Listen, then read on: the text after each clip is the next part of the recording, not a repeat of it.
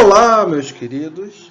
Aqui quem vos fala é o professor Sandrão de Bangu e trataremos na videoaula de hoje de um movimento em que a velocidade não muda.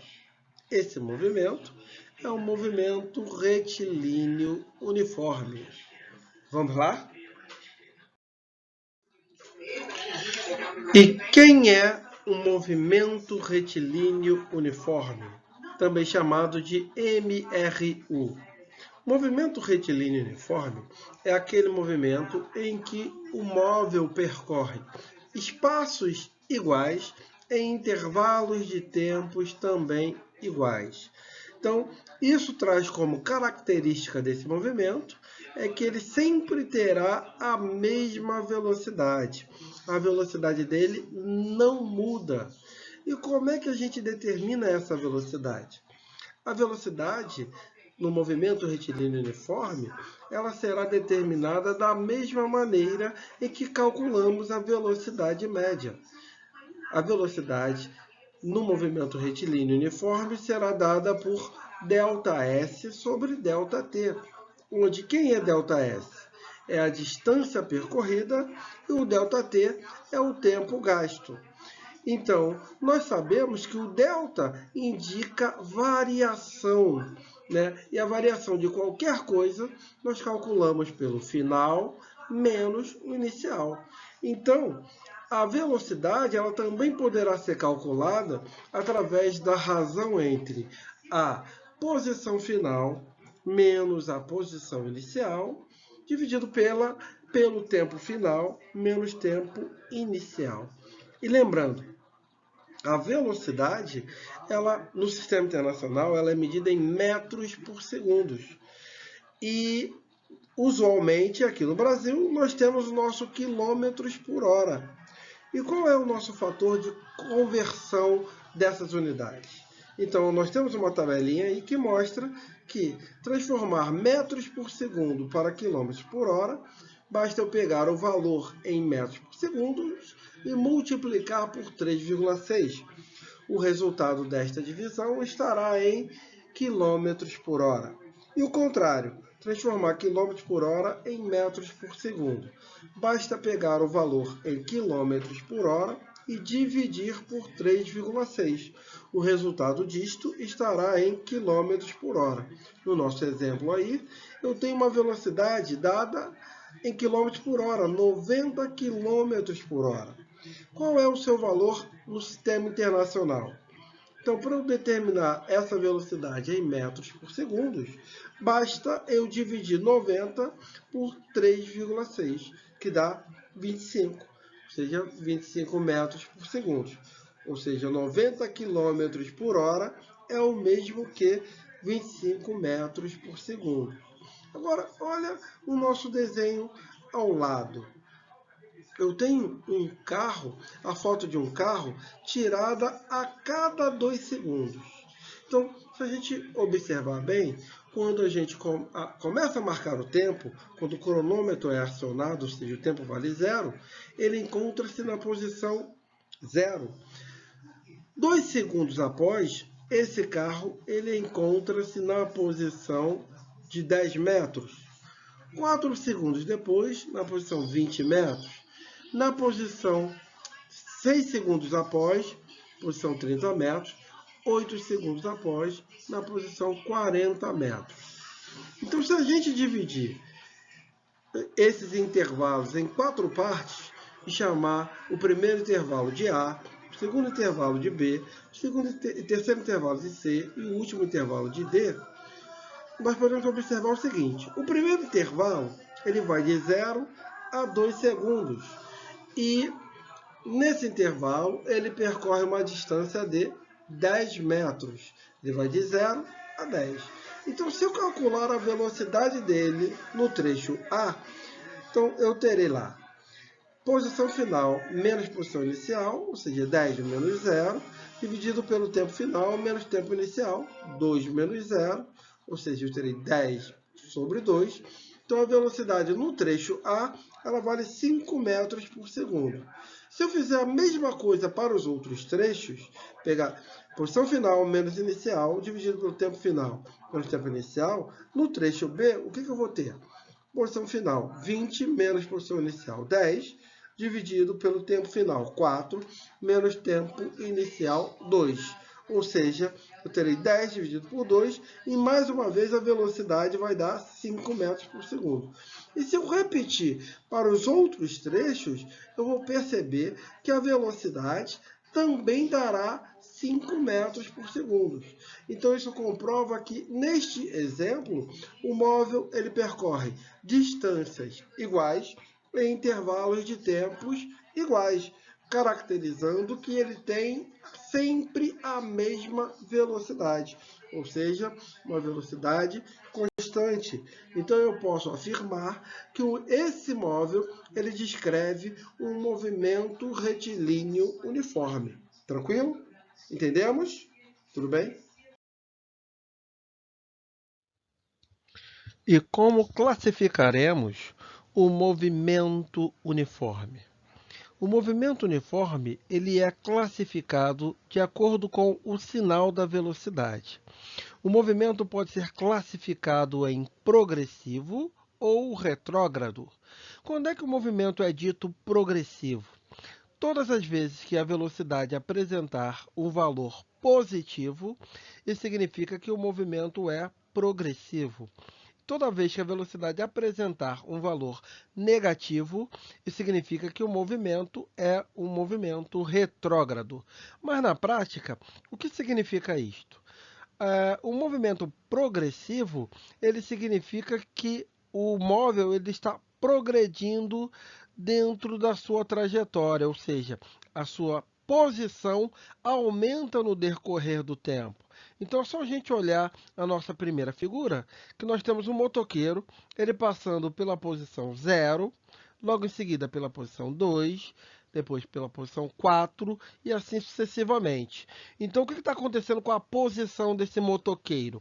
A posição dele aumenta no decorrer do tempo, ou seja, sua velocidade é positiva. Então, esse movimento é um movimento progressivo. Agora, na segunda figura, o motoqueiro agora está voltando. Então ele começa lá na posição 6, passa pela posição 4, depois pela posição 2, depois pela posição 0. Então o que está acontecendo com a posição desse motoqueiro é que ela está diminuindo no decorrer do tempo. Então se a posição diminui no decorrer do tempo, ele está descrevendo um movimento retrógrado.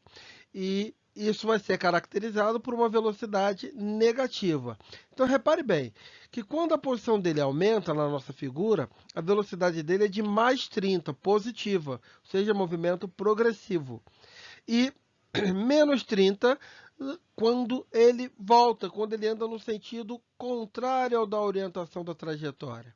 Então, o sinal da velocidade me diz em qual sentido, dentro da trajetória dele, o móvel está se deslocando.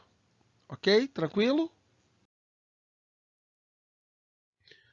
Como nós estamos diante de um movimento em que o móvel percorre distâncias iguais em intervalos de tempos iguais, ou seja, que ele possui velocidade constante, o seu movimento torna-se previsível. Com isto, é possível determinar aonde esse móvel vai estar a qualquer instante, desde que eu conheça duas coisas: de onde ele partiu, ou seja, a sua posição inicial, e com que velocidade ele partiu.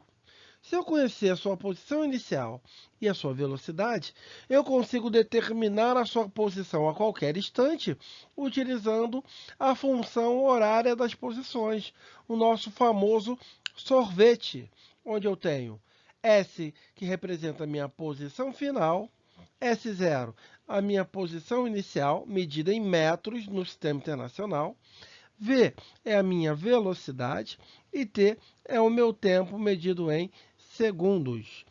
Bem, se a gente observar a figura ao lado, eu tenho um referencial e a partir desse referencial eu tenho um ônibus e um caminhão que se deslocam numa mesma estrada. O ônibus encontra-se no quilômetro 20 e o caminhão inicialmente encontra-se no quilômetro 50. Então, se eu quisesse determinar as funções horárias tanto para o caminhão quanto para o ônibus, como que eu procederia? Eu ia proceder da mesma maneira para os dois, usando a nossa função horária, o nosso sorvete, tanto para o caminhão quanto para o ônibus. Então vamos determinar a função horária para o ônibus primeiro. Então, utilizando o sorvete para o ônibus, como é que fica o sorvete? Posição final do ônibus é igual à posição inicial do ônibus mais a velocidade do ônibus vezes o tempo. Então, substituindo a posição inicial e a velocidade, eu teria posição final do ônibus seria posição inicial do ônibus, que é o quilômetro 20, ou seja, 20, mais a sua velocidade, que é de 80, vezes o tempo. Então, a função horária para o ônibus vai ficar S igual a 20 mais 80t. Ok? Para ridículozinho. E para o caminhão? Vamos usar o sorvete novamente para ele, né? Então, como é que vai ficar o sorvete para o caminhão? Posição final do caminhão é igual à posição inicial dele, mais a velocidade dele, vezes o tempo. Então, eu tenho posição final é igual à posição inicial do caminhão, perdão, que vale 50 quilômetros, e a sua velocidade, que é de 60 km por hora. Mas repare, a posição dele está diminuindo. Ele está indo do quilômetro 50 em direção ao quilômetro 20. Então, isso significa que ele está se movendo em movimento retrógrado, ou seja, a sua velocidade ela é negativa. Então, ela vai ficar menos 60. Então, com isso, a equação para o caminhão ela vai ficar como? Posição final do caminhão igual a 50 menos 60 vezes t.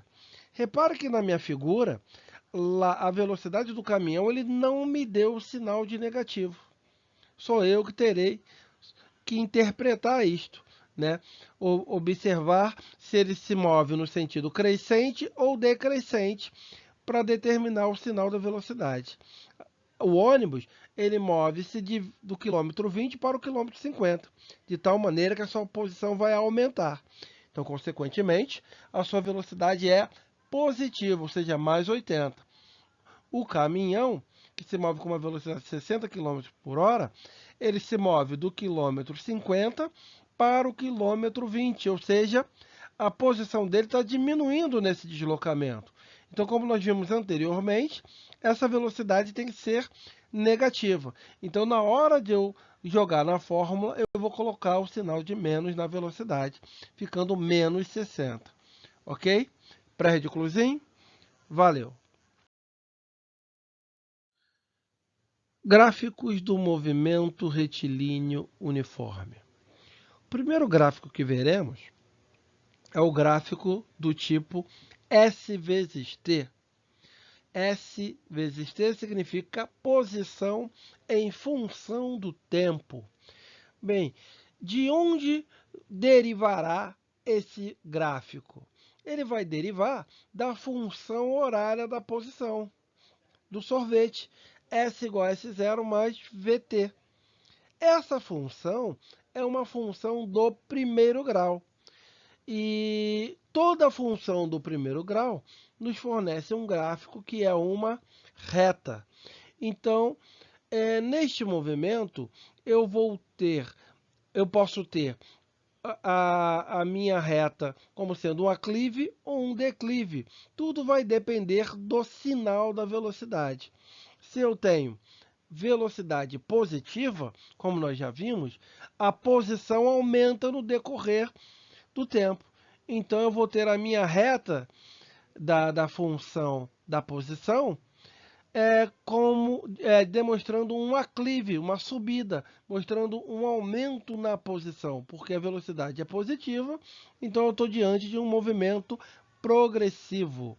Agora, Se a minha velocidade for negativa, o que vai acontecer é que a minha posição ela vai diminuir no decorrer do tempo. Então eu vou ter um gráfico que vai ser um declive, né? Mostrando a posição diminuindo à medida que o tempo passa. Então, eu estarei diante de um movimento retrógrado. E quanto ao gráfico da velocidade? Bem, o que caracteriza o movimento retilíneo uniforme é a velocidade ser constante, ou seja, ela não sofrer alterações no decorrer do tempo. Então, o gráfico da velocidade em função do tempo, o gráfico V vezes t, ele vai ser sempre uma reta paralela ao eixo dos tempos. Agora, ela pode estar acima do eixo dos tempos ou abaixo do eixo dos tempos. O que vai depender? Do sinal da velocidade. Se a velocidade for positiva, eu terei a minha reta acima do eixo dos tempos. Se a velocidade for negativa, a reta da velocidade ela estará abaixo do eixo dos tempos, demonstrando assim um movimento retrógrado, uma reta paralela ao eixo dos tempos.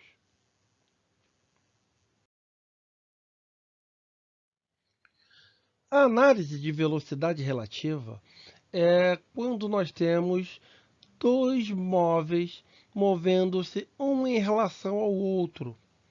Então, a velocidade relativa é você estimar a velocidade de um deles em relação ao outro. Como assim? Imagina dois carros que se movem no mesmo sentido numa mesma estrada. Um movendo-se a 100 km por hora e o outro a 60 km por hora. O carro que vai atrás, que eu vou chamar de carro A, é o mais rápido, que anda a 100 km. E o que vai à frente, o mais lento, vou chamar de B, move-se a 60 km por hora. Então, o que vai acontecer? O móvel A, o carro A, em um determinado momento, ele vai alcançar o carro B, por estar mais rápido do que ele. E aí vem a pergunta: com que velocidade o carro A se aproxima do carro B? Então, quando eu faço essa pergunta, o que eu estou querendo, na realidade, é saber qual é a velocidade relativa do carro A em relação ao carro B. Então, nessas condições, eu posso dizer que a velocidade de aproximação do carro A em relação a B será a velocidade de um menos a velocidade do outro, ou seja, 100 menos 60, o carro B está sendo perseguido e sofre uma aproximação de A com uma velocidade de 40 km por hora. Então, a velocidade relativa seria o mesmo que pegar um desses carros aí, ou seja, o carro B que vai à frente, considerá-lo parado, e o carro A movendo-se em sua direção com uma velocidade de 40 km por hora. Isso seria o mesmo que os dois andando no mesmo sentido, um com 100 e o outro com 60 km por hora no mesmo sentido. Bem, então aqui a gente tem um diagrama de como calcular essas velocidades relativas. Tudo vai depender de como está o sentido de um em função do outro.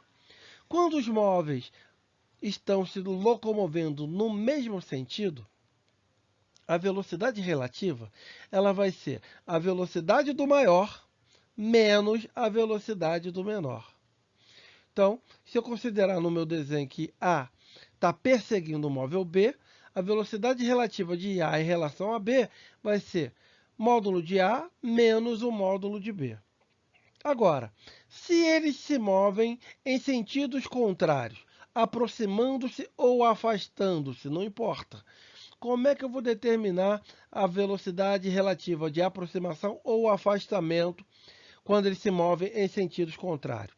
Em sentidos contrários, a minha velocidade relativa ela vai ser a soma dessas velocidades. Velocidade de um mais a velocidade do outro. Ou seja, velocidade de A mais a velocidade de B. Ok? Bem pré-ridículozinho, bem tranquilo, bem cuticute. Um beijo.